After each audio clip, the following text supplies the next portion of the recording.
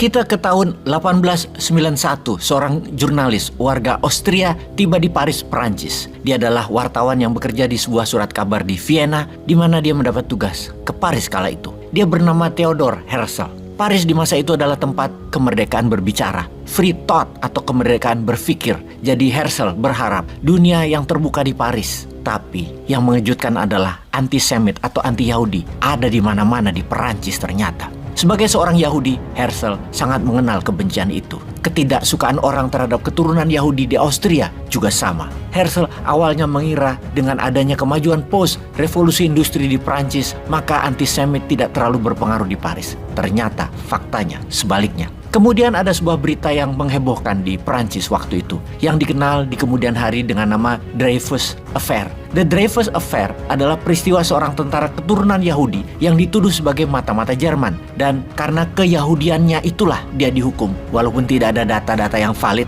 yang membuktikan bahwa dia adalah mata-mata.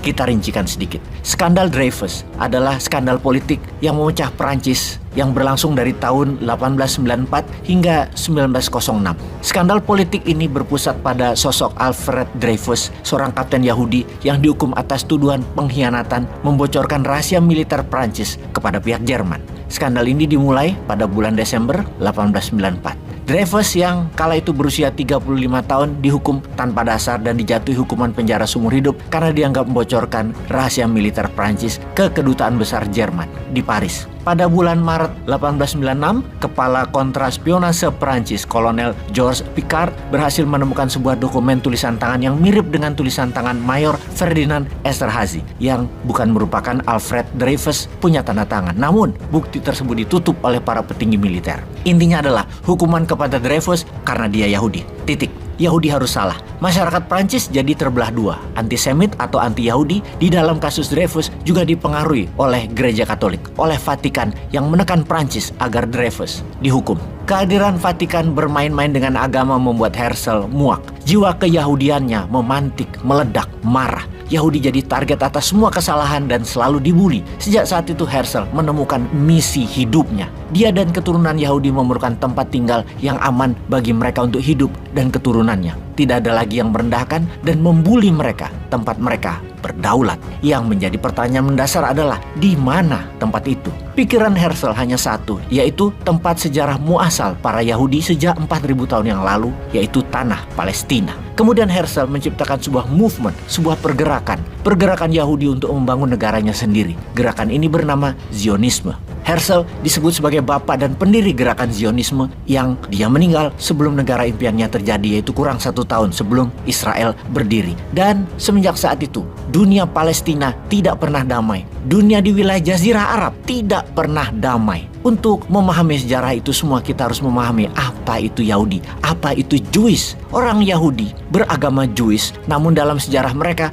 tidak menyebut diri mereka Yahudi, melainkan Israelite. Bukan Israelis, bukan Yahudi, tetapi Israelites. Suku bangsa itu hidup bersama-sama suku bangsa lain di lahan yang sekarang bisa dikatakan sebagai wilayah Palestina. Dan mereka selalu membawa diri mereka ke sejarah Nabi Ibrahim sekitar 5000 tahun yang lalu. Dalam bahasa Inggris terminologinya adalah mereka merupakan keturunan Abraham yang beranak Ishak dan bercucu Abraham yaitu Yakub. Dalam terminologi Muslim, Nabi Ibrahim, Nabi Ishak, dan Nabi Yakub. Sebagai nabi utama Jewish sampai Musa yang mengutamakan mereka sebagai manusia unggul menguasai tanah suci Palestina. Tanah yang dijanjikan Allah kepada Nabi Ibrahim dan Nabi Musa untuk mereka kaum Israelites. Palestina adalah tanah yang dijanjikan, the promised land untuk kaum Yahudi. Maka sebagai pemenuhan janji Tuhan, pasti mereka dibantu dan dimudahkan untuk mencapainya dan menguasainya. Itu keyakinan mereka. Di antara tanah Palestina tersebut terdapat Yerusalem yang dibangun Nabi Daud dan terdapat Temple